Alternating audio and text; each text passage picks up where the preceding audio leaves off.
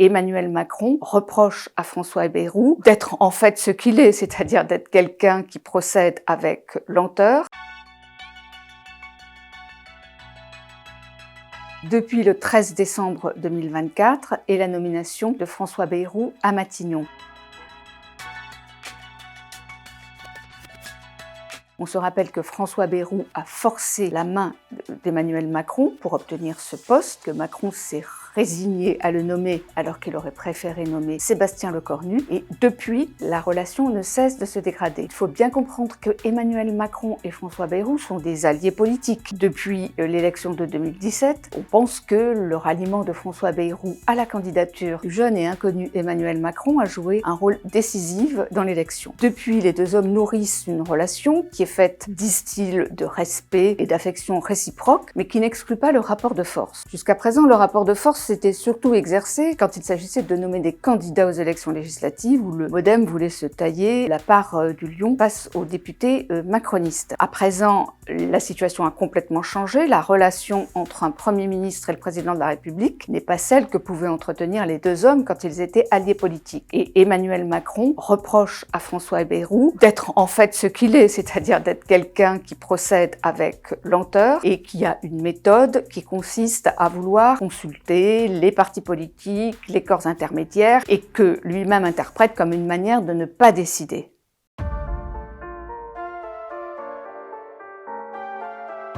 François Bayrou est un homme de l'ancien monde, de cette vieille politique que Emmanuel Macron a voulu remiser, lui se revendiquant du nouveau monde. Et dans cet ancien monde, on ménage les élus, on ménage les parlementaires, on ménage les syndicats, enfin en principe. Et François Bayrou a lancé de nombreux chantiers qui consistent à consulter les partenaires sociaux, par exemple pour la réforme des retraites, où il a créé un conclave. Ce conclave devrait rendre ses conclusions entre la mi-juin et la fin du mois de juin. Il a consulté les élus locaux en ce qui concerne les collectivités territoriales, sachant que l'essentiel du travail de François Bayrou consiste à faire adopter le budget 2026. Or, l'adoption de ce budget 2026 est extrêmement périlleuse dans la mesure où il doit faire 40 milliards d'euros d'économies. Il a confirmé ce chiffre dans son interview à BFM TV le 27 mai et s'est engagé à amener les finances publiques à l'équilibre. En réalité, il ne s'agit pas de les ramener à l'équilibre, mais de les faire passer sous la barre des 3% en termes de PIB d'ici à 2029. C'était l'engagement du gouvernement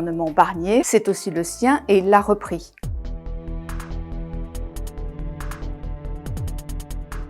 Cette méthode, on pourra en juger d'après son efficacité.